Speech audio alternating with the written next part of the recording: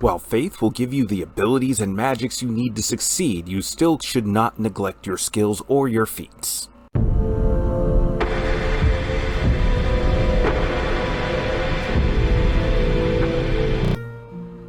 Hello everyone, and welcome back down here to the Gamer's Den with me, your host, Jordan, your master of lore and storyteller extraordinaire, here to keep talking to you about those perniciously pious paladins of 1st edition Pathfinder. And today we are going to talk about their skills and their feat selections that you're going to want to go over for this particular build we're starting. But before we get into all of that, if you're new here to the channel, go on down there, hit that subscribe button, and become a regular member here at the Gamer's Den. Or if you've already gone on ahead and listed yourself on such an incredible roster of legendary heroes, then head on down there, hit that like button, and share the video far and wide. But now let's actually start talking about your skills and feats. And to start us off, we have craft, and this works off of our intelligence stat. Now, bear in mind, you only get 2 skill ranks per level plus your intelligence modifier. That's not a lot for you to work with, so we are not going to be crafting. We are not craftsmen. Use your skill ranks elsewhere. Like with diplomacy, working off of your charisma stat, which is good for us. This stat is going to be good, and this will be useful for negotiating, and it's just classic Paladin fluff. This fits very well with the archetype, so definitely a great skill for you to invest in and be a presentable party face. Next is Handle Animal, which also works off of charisma. You're going to be teaching animals and mounts tricks, and this is useful for certain situations with mounts, although you may not need it because paladins do not automatically get a mount. It's an optional selection from your class abilities, which we will cover about in a later episode. Next, we have Heal, working off of our wisdom score, which is going to be our dump stat. You're going to want to put in 1 point at the very most, given the magical healing options that you have available to you, such as Lay on Hands, and as you advance in level, the ability to use Cure Light Wounds, or Wands of Cure Light Wounds, which will be even better. So, for you, if it's absolutely necessary and you have no other sources of healing, then sure, put 1 point into it. But otherwise, in any other scenario, skip it. Definitely skip it. Next, we have Knowledge Nobility, working off of our intelligence stat. This allows you to identify who's who by the various sigils, banners. You'll be familiar with matters of court and rank, etc. This is an okay skill to have in most campaigns. I can think of some where this is definitely going to be much more useful, especially if you're focused on campaigns with a lot of courtly intrigue and the like. Then this will definitely be useful. I mean, matters of succession, the laws regarding inheritances and how all of these things are passed down can be very important in campaigns focused on it, but overall, generally not the most important. Unlike Knowledge Religion, also working off of your intelligence stat, this allows you to identify various undead, matters of religion, and also as a paladin, how do you not have this? Definitely throw in the occasional point.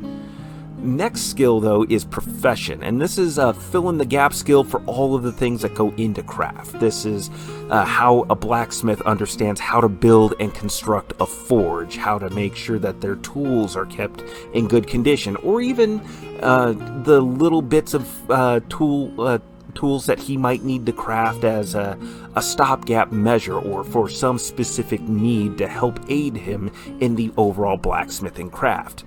Again, we're not craftsmen. You're not going to really be investing into this, and if you find other ways of applying Profession, you're probably not going to be doing those very often. You're a paladin first and foremost. So skip Profession, skip craft. The next skill, though, is Ride. Working off of our dexterity score, Ride is how you ride and handle your animal. Various riding checks that might be necessary for leaping over barriers or going through difficult terrain and the like. Keeping your animal, keeping yourself on your animal and keeping the animal moving in the direction that you need to safely. Now, if you don't select the mount option, this may not be super useful, but if you do decide to get a mount, it might be worth to have a point or two in, although we are going to plan on fighting from foot more often than not.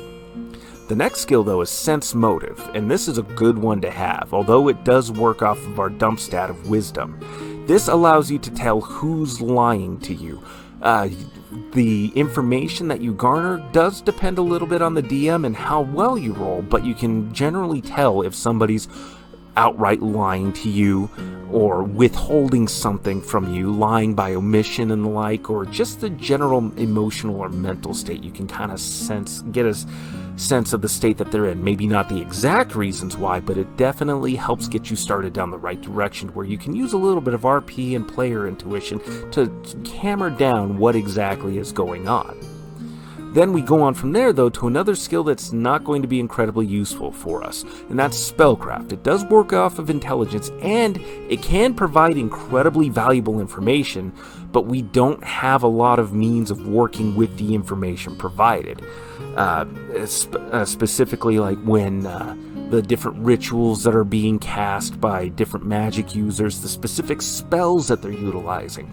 Definitely good and worthwhile information to have, but given our low skill points and the relative inability we have of dealing with providing different means of counterspelling or disrupting rituals, we're better off not necessarily investing in Spellcraft all that much, if at all. Now, from there, that covers the whole range of skills there. If there are any cross-class skills or non-class skills for you to think about, it would definitely be things like perception. Perception would be worthwhile to invest in. And bear in mind that some of the trait options we have might throw in other class skills like the Intimidate skill. If you do pick up Intimidate, then it's probably worth investing the occasional point in just to achieve some of the other effects that the trait provide.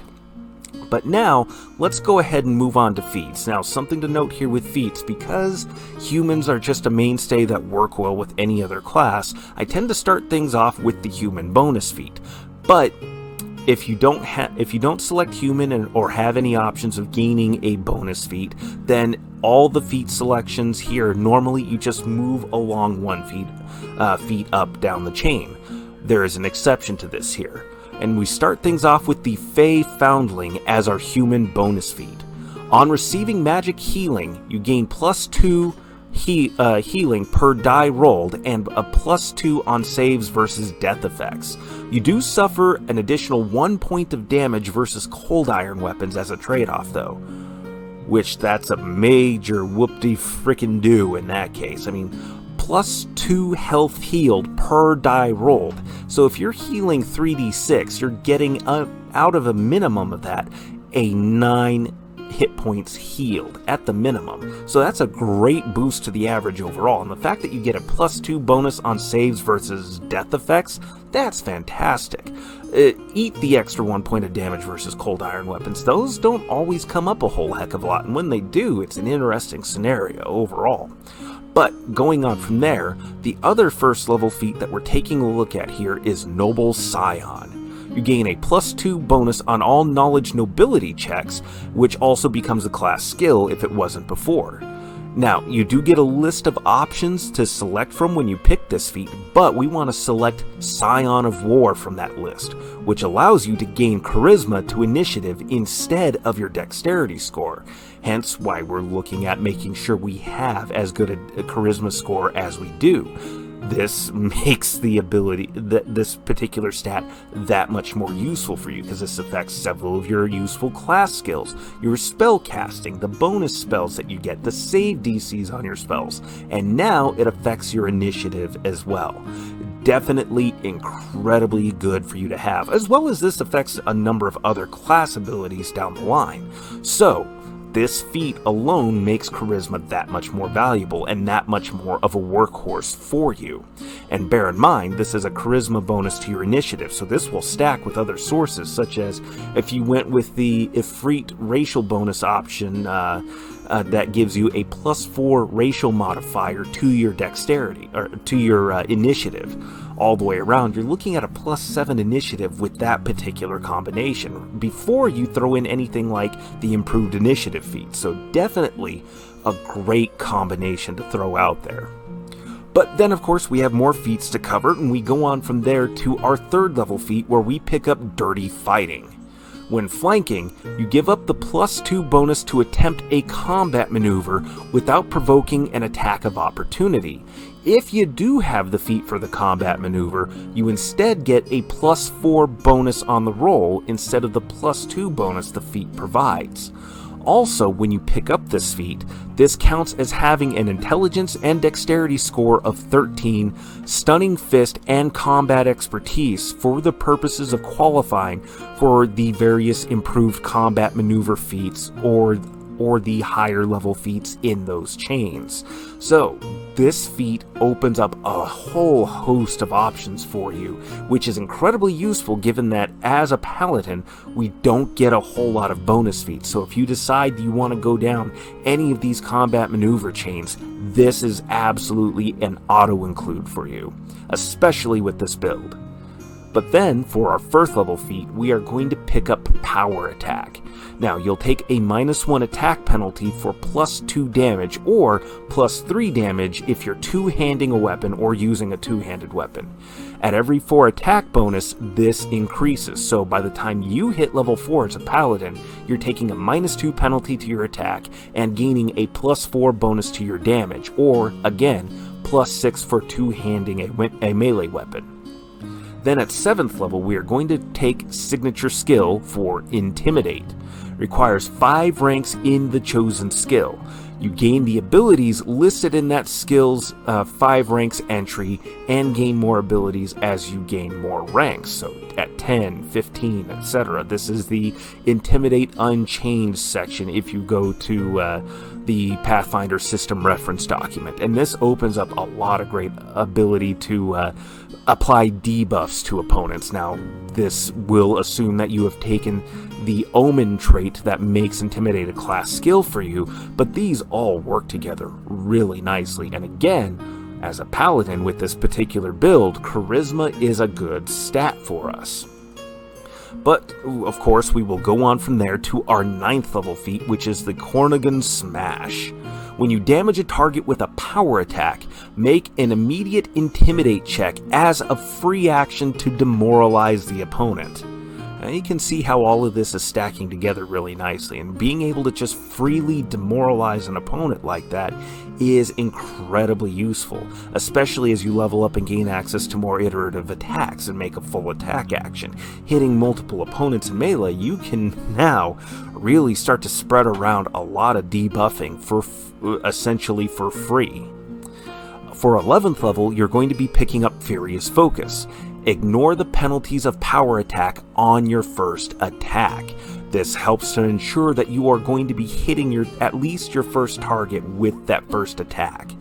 So, again, this helps to ensure our accuracy, ensure that we're going to be effective overall. Then at 13th level, we're picking up extra Lay on Hands. Gain 2 extra Lay on Hands uses. This is great because this is how you're going to be doling out a lot of healing to yourself. This kind of ability is good for you to make use of pretty regularly, and we'll go over more of what Lay on Hands does for you when we cover class abilities later on. Now for 15th level, you're going to pick up the Intimidating Prowess feat. Add your strength modifier to your charisma modifier on Intimidate checks, making you much more likely to be able to apply these debuffs, because by the time you hit 15th level, those enemies you're able to intimidate and make subject to fear effects are probably going to be having more effective will saves to try to resist these kind of things. Then for 17th level, I've selected Animal Soul. You can choose to not allow spells and effects to affect you if they can't affect your creature type and the animal creature type. Now this is only usable by character classes that have an animal companion. Well, you're probably going to have an animal companion, especially if we're planning on taking this particular feat. So this makes you much more resistant to the different kinds of spell effects, especially the various kinds of charm effects that might be out there. We already have good saves to boot, but there's nothing like having an option to just go, no, that's not going to affect me today. And then, by the time we hit 19th level, I really run out of viable choices, so I just put down user choice here. But some feat options to consider to substitute in would be something like Divine Barrier. Now, why I didn't list Divine Barrier before is because the feat specifically describes requiring the worship of Apsu, which is a Golarian-specific deity. Now, I myself have never run a campaign in Golarian, so I would just modify this over to whatever deity is the closest match or most appropriate fit for my own homebrew worlds. But what this feat does is it allows you to give yourself and allies within 30 feet what is effectively improved evasion as an immediate action when caught in an energy damage AoE spell, such as Fireball or Lightning Bolt. So definitely incredibly useful, incredibly effective, but because it requires a certain amount of homebrew, it kind of makes it more questionable how useful it's going to be in your campaign. But you can figure that out and check in with your DM. If your DM allows it, definitely worth taking. But what do you think? Go on down to the comments below and let me know your thoughts. Did you like today's video? Did you dislike it? Hit those like or dislike buttons and leave your thoughts in the comments down below and we'll engage in discussion. And remember, if you're new here to the channel, go on down there, hit the subscribe button and become a regular member here at the Gamers Den. But with all that said, I've been your host, Jordan, your master of lore and storyteller extraordinaire. Thank you all so very much for your time, and you all have yourselves a good night.